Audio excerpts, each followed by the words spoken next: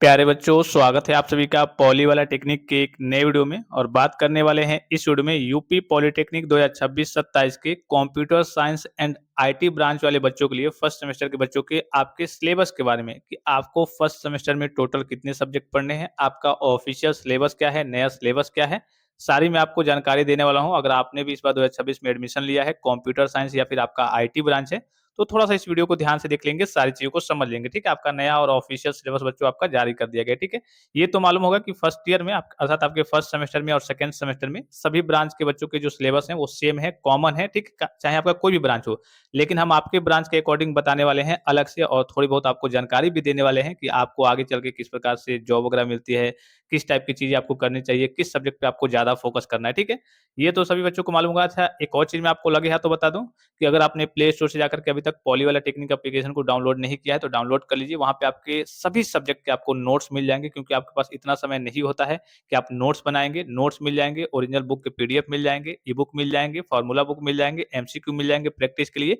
ये सारे पीडीएफ आपको मिल जाएँगे। साथ ही साथ आपको पिछले 12 साल के जो ओरिजिनल पेपर होते हैं बोर्ड के, वो सारी चीज़ें आपको मिल जाएँगी। ये सारी चीज़ें आपको पूरी यूट्यूब पे कहीं पे भी देखने को नहीं मिलेगा, और मात्र 99 रुपीज़ में देखने को मिल जाएँगे, ठीक है? तो इसका लाभ आपको ज़रूर उठाना है। सभी बच्चे अन्य जगहों से पढ़ाई तो करते हैं, लेकिन नोट्स ई-बुक के लिए हमारे पास ही आते हैं। आप जाएँगे प्ले स्टोर पे, वहाँ पे देखेंगे 50,000 से बच्चे वहाँ पे प्ले स्टोर पे करिए एक तरीके से एप्लीकेशन को डाउनलोड करके जॉइन हो चुके हैं, तो आप भी वहाँ पे जॉइन हो जाएँगे, ठीक है? ये तो सभी बच्चों को मालूम होगा कि आपका पहला साल जो हो गया, अभी आपका एडमिशन हुआ है, इसमें 2 सेमेस्टर अर्थात 1 साल में आपको 2 बार बोर्ड का एग्ज़ाम देना होगा। एक आपका फर्स्ट सेमेस्टर है, एक आपका सेकंड सेमेस्टर है। फर्स्ट सेमेस्टर की बात करें तो इसका एग्ज़ाम का भी डेट आपका आ गया है, 1 नवंबर 2026 से आपका एग्ज़ाम स्टार्ट है। फिर उसके बाद से फर्स्ट सेमेस्टर जब आप पास कर लेंगे, तो मई में जाकर के मई 2027 में आपका सेकंड सेमेस्टर का एग्ज़ाम होगा, ठीक है? ये दोनों सेमेस्टर जब आपके कंप्लीट होते हैं, तो 2 सेमेस्टर मिला करके आपका 1 साल की पढ़ाई करिए कि आपकी कंप्लीट होती है। तो ये फर्स्ट सेमेस्टर दिख रहा होगा, फर्स्ट सेमेस्टर में देखिए बच्चों कितने आपके सब्जेक्ट हैं। यहाँ पे पहला आपको सब्जेक्ट दिख रहा होगा, ये फर्स्ट सेमेस्टर हो गया। यहाँ पे आपको दिख रहा होगा फर्स्ट सेमेस्टर, ठीक है?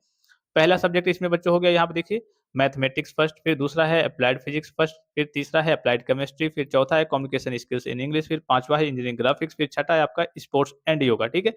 ये तो आपका फर्स्ट सेमेस्टर का सब्जेक्ट हो गया। ये आपका हो गया सेकंड सेमेस्टर का। जब आप सेकंड सेमेस्टर में जाएंगे तो इन सारी चीजों को पढ़ना होगा। तो यहाँ पे दिख रहा होगा mathematics second, applied physics second, introduction to IT and AI, फिर आपका fundamentals of electrical and electronics engineering, फिर आपका इंजीनियरिंग मैकेनिक्स, फिर आपका इंजीनियरिंग वर्कशॉप प्रैक्टिस, और फिर आपका एनवायरमेंटल साइंसेज, ठीक है?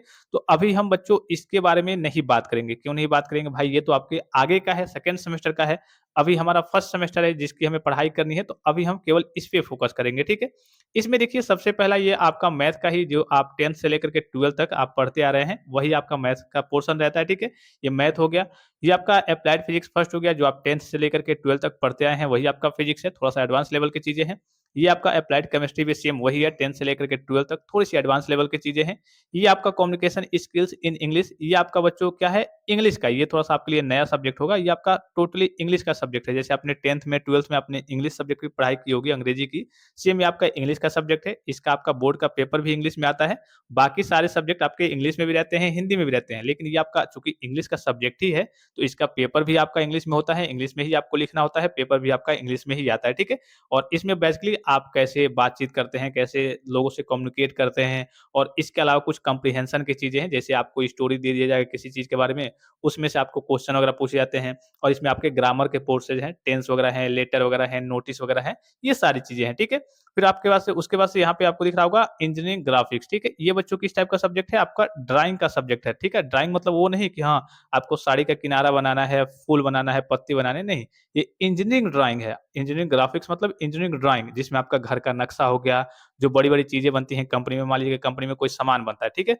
फॉर एग्ज़ाम्पल मान लीजिए कि कोई आपका मैकेनिकल पार्ट्स बन रहा है, कोई भी चीज़ बन रहा है, तो उसका पहले नक्शा तैयार होता है, उसका डिज़ाइन तैयार होता है कि भाई ये ऐसे रहेगा, जैसे नट बोल्ट हो गया, तो नट बोल्ट कितने हाइट पे रहेंगे, कितनी उसकी लेंथ रहेगी, ठीक है? कुछ कितना उसका डायमीटर रहेगा, तो इस तरीके की चीज़ें इसमें पढ़ाई जाती हैं, जिसे हम इंजीनियरिंग ग्राफिक्स अर्थात नॉर्मल भाषा में इंजीनियरिंग ड्राइंग कहते हैं, ठीक है? तो ये हो गया। फिर आपका लास्ट वाला दिख रहा होगा स्पोर्ट्स एंड योगा, ठीक है? तो इसका जो है, इसका बच्चों आपका बोर्ड का एग्ज़ाम नहीं होता है। ये किस टाइप का सब्जेक्ट है? ये आपका प्रैक्टिकली टाइप का सब्जेक्ट है। जो भी आपका कॉलेज वगैरह हो गया, तो उसमें कुछ स्पोर्ट्स होते हैं, खेल-कूद होते हैं, दौड़ होता है, ये सारी चीज़ें कराई जाती हैं, तो उसमें बस आपको पार्टिसिपेट करना होता है, उसमें बस आपको अटेंडेंस लगाना होता है, ठीक है? तो इससे आपको कोई लेना-देना नहीं है। मेन है बच्चों आपकी ये 5 सब्जेक्ट, ठीक है? अब इन पाँचों को आप एक बार समझ लीजिए एकदम नॉर्मल भाषा में कि इन सभी के आपके बोर्ड के एग्ज़ाम होंगे। ये तो पता चल गया कि हाँ, बोर्ड के एग्ज़ाम होंगे। सबका पेपर आपका 60-60 नंबर का आएगा। कितने नंबर का आएगा? 60-60 नंबर का आएगा और 60 में कम से कम आपको 20 लाना होगा। 20 लाएँगे तभी आप इस सब्जेक्ट में पास माने जाएँगे। अगर आपका 20 से कम आता है तो इस केस में इस सब्जेक्ट में आप फेल माने जाते हैं, ठीक है? तो 60 नंबर का पेपर होगा, ठीक है? 3 घंटे का आपको समय मिलेगा और 20 नंबर कम से कम 60 नंबर का पेपर तो होगा, लेकिन 20 नंबर आपको कम से कम लाना होगा और 3 घंटे का आपको समय मिलेगा इन पाँचों सब्जेक्ट में, ठीक है? ये समझ गए? फिर उसके बाद से इसमें आपके लिए आपको किस पे फ़ोकस करना है सबसे ज़्यादा तो चूँकि आपका कंप्यूटर साइंस और आईटी ब्रांच है, तो इसमें से आपको देखिए सब जो हैं, जितने भी सब्जेक्ट अभी यहाँ पे फर्स्ट सेमेस्टर में पढ़ाए जाएँगे, वो सब आपके लिए एक तरीके से नॉर्मल है। ये फर्स्ट और सेकंड में ही आपके पढ़ाए जाएँगे, उसके बाद से ये आपके निकल जाएँगे। मेन आपका स्टार्ट होता है जैसे आप सेकंड ईयर में जाएँगे थर्ड सेमेस्टर में, वहाँ से आपका मेन कंप्यूटर साइंस और आईटी ब्रांच के अकॉर्डिंग चीज़ें पढ़ाई जाएँगी, ठीक है? तो ये फर्स्ट सेमेस्टर में सभी आपके नॉर्मल सब्जेक्ट है, सभी ब्रांच के बच्चों को पढ़ाए जाएँगे। फिर सेकंड में जाएँगे तो इसमें भी नॉर्मल चीज़ें हैं। इसमें आपका जो आपके ब्रांच के लायक जो सब्जेक्ट है, वो है आपका ये वाला इंट्रोडक्शन टू आईटी और एआई, ठीक है? ये आपके ब्रांच के अकॉर्डिंग सबसे एक तरीके से बेसिक बेसिक जिसमें आपके कंप्यूटर के बारे में, कंप्यूटर के जनरेशन के बारे में, हार्डवेयर के बारे में, सॉफ्टवेयर के बारे में, माउस के बारे में, कीबोर्ड के बारे में, पूरे कंप्यूटर सिस्टम के बारे में, सॉफ्टवेयर के बारे में, हार्डवेयर के बारे में, हल्का-फुल्का आपका कह लीजिए प्रोग्रामिंग वगैरह, वायरस वगैरह, इन सारी चीज़ों के बारे में और एआई के बारे में इसमें पढ़ाया जाएगा, ठीक है? तो जैसे आप नेक्स्ट सेमेस्टर में जाएँगे तो इस सब्जेक्ट पे आपको सबसे ज़्यादा अपने ब्रांच के अकॉर्डिंग फ़ोकस करना है। बाकी ये सभी ब्रांच ये जो सब्जेक्ट दिख रहे होंगे, ये सभी ब्रांच के बच्चों को पढ़ाए जाते हैं। ये भी सभी ब्रांच के बच्चों को पढ़ाए जाएँगे। चूँकि आपका बेसिक है, तो ये बेसिक-बेसिक इसमें चीज़ें रहती हैं कंप्यूटर से संबंधित, लेकिन आपके ब्रांच के अकॉर्डिंग जैसे आप थर्ड सेमेस्टर में जाएँगे, उसके बाद से आपको इन्हीं सारी चीज़ों से रिलेटेड आपको अपने ब्रांच के अकॉर्डिंग चीज़ों को पढ़ना होगा और बाकी ये जो सब्जेक्ट है, ये आगे अब आपके नहीं रहेंगे। केवल आपका फर्स्ट और सेकंड सेमेस्टर में ही रहते हैं, उसके बाद से ये आपके निकल जाते हैं, ठीक है?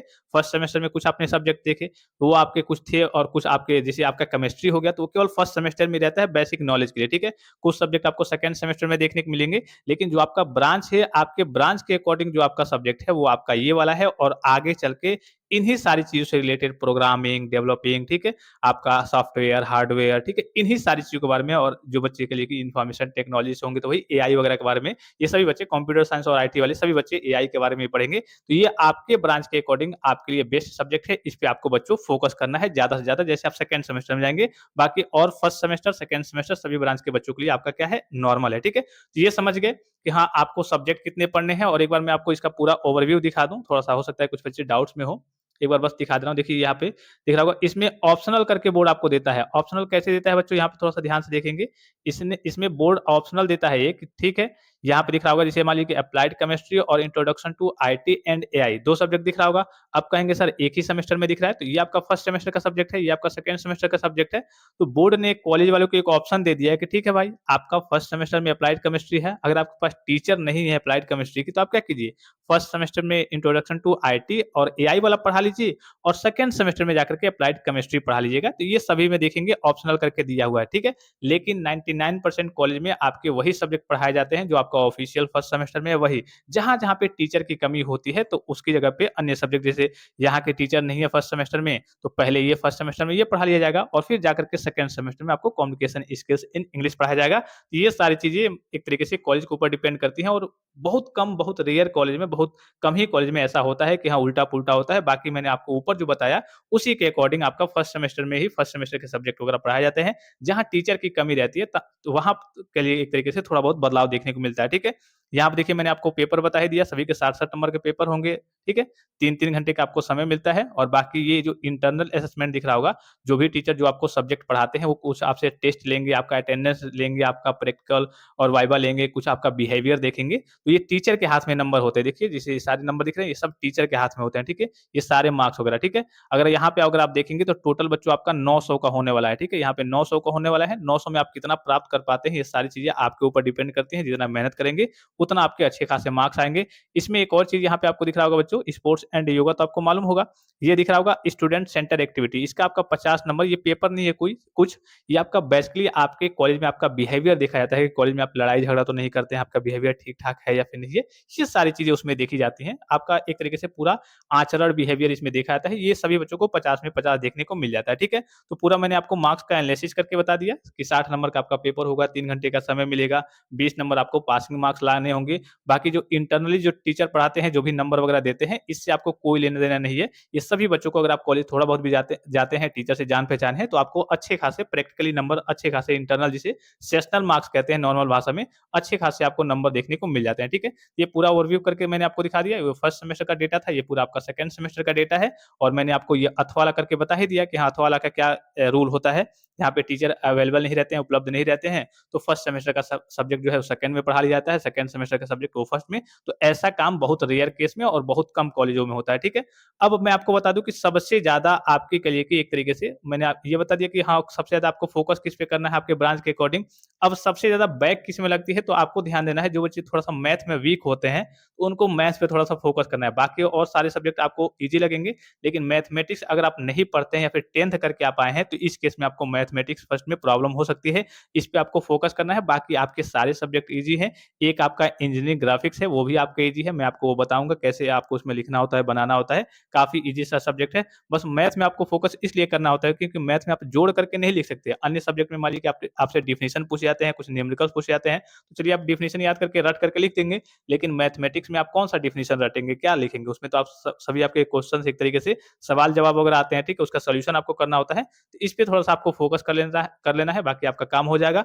बाकी आपको आपको अपने ब्रांच के अकॉर्डिंग आपका कंप्यूटर साइंस हो या फिर आईटी हो, उससे रिलेटेड सारी चीज़ों को देखना होता है और लास्ट में जैसे आप फाइनल ईयर में जाएँगे, तो कई सारी आपको कंपनियाँ देखने को मिलेंगी। जैसे आपकी आईटी सेक्टर की बहुत सारी कंपनियाँ हैं, टाटा में भी आपके करिए कि आईटी और कंप्यूटर साइंस के बच्चों को जॉब वगैरह मिलती है। टाटा हो गया, बहुत सारी रेपुटेड कंपनियाँ हो गई, अडानी ग्रुप हो गया, इसमें भी आपकी कंपनियाँ वगैरह आती हैं, आपके आईटी सेक्टर के बच्चों के लिए और आपके जो कंप्यूटर साइंस वाले बच्चे हैं, उनके लिए। तो आपके लिए बहुत सारी कंपनियाँ हैं और जॉब वगैरह आती रहती हैं, तो मैं आपको जैसे आप फाइनल ईयर में चले जाएँगे, तो अभी आप नए स्टूडेंट्स हैं, तो मैं आपको जॉब के रिगार्डिंग भी अपडेट वगैरह देते रहूँगा कि हाँ, आपके लिए इस कंपनी में जॉब आई है, यहाँ पे आप सिलेक्शन अगर पाना चाहते हैं, तो इसके लिए फॉर्म फिल अप कर दीजिए। फॉर्म आपको घर बैठे ऑनलाइन तरीके से फिल अप करना होता है, तो आगे की चीज़ें बच्चों अब मैं आपको बताते रहूँगा। बाकी अभी आपको पढ़ाई पे फोकस करना है, आपका जो भी ब्रांच है कंप्यूटर साइंस और आईटी, अपने ब्रांच के अकॉर्डिंग आपको उस चीज़ों को जितनी भी चीज़ें आपको पढ़ाई जाएँगी, मेन तो आपका 3rd सेमेस्टर से ही आपको ब्रांच के अकॉर्डिंग चीज़ें पढ़ाई जाती हैं, तो उस पे बच्चों आपको थोड़ा-सा ज़्यादा फोकस करना है। कोई मिस ना हो, कोई एक तरीके से सब्जेक्ट आपका बहुत ज़्यादा वीक ना हो, बहुत ज़्यादा स्ट्रॉन्ग हो जाता है तो अच्छी बात है, लेकिन बहुत ज़्यादा वीक ना हो कि हाँ, उससे संबंधित आपके पास कुछ जानकारी है ही नहीं। भाई ज़ाहिर-सी बात है कि आप कंप्यूटर साइंस आपका ब्रांच है और आपको कंप्यूटर चलाना नहीं आता है, आपको टाइपिंग नहीं आता है, टाइपिंग करने को दे दिया जाए तो 1 घंटे में आप एबीसीडी लिखेंगे, ठीक है? तो ये इन सारी चीज़ों पे आपको ध्यान देना है भाई, आप इस फील्ड में आ रहे हैं, इस लाइन में आ रहे हैं, तो उससे संबंधित आपके पास नॉलेज होना चाहिए, प्रैक्टिकली भी चीज़ें जैसे जिन बच्चों ने कंप्यूटर साइंस या फिर आईटी लिया है, कम से कम आप एक कंप्यूटर या फिर लैपटॉप घर में ले लेंगे, उसमें टाइपिंग करते रहेंगे, पता चले कि आपके पास बहुत स्किल है, नॉलेज है और कंप्यूटर पे बैठा करके आपको काम दे दिया गया कि हाँ, इस डेटा को टाइप करना है। क्या करना है? इस डेटा को ये लिखा हुआ है, समथिंग जो भी लिखा होगा इसको टाइप करना है। अब पता चले कि आप कीबोर्ड में ये कीबोर्ड हो गया, इसमें एबीसीडी ढूँढते रह जाएँगे कि ए कहाँ है, बी कहाँ है, सी कहाँ है, कैसे-कैसे टाइप करना है। भाई इतना तो आपके पास नॉलेज होना चाहिए, टाइपिंग आपकी स्पीड काफ़ी अच्छी होनी चाहिए। भाई ज़ाहिर-सी बात है कि जब टाइपिंग स्पीड अच्छी ही नहीं है, तो आप बैठ कर के कंप्यूटर पे काम कैसा करेंगे? किस प्रकार से काम करेंगे? तो कम से कम इस ये जो छोटी-मोटी चीज़ें हैं, इस पे आपको ध्यान देना है, शुरू से ही ध्यान देना है, ताकि आगे चल के आपके सामने कोई समस्या क्रिएट ना हो। बाकी और भी कोई आपको जानकारी चाहिए तो आप कमेंट बॉक्स में कमेंट करके पूछ सकते हैं। फिलहाल इस वीडियो में इतना ही, इजाज़त दीजिए। धन्यवाद। Thanks for watching. मिलते हैं नेक्स्ट वीडियो में।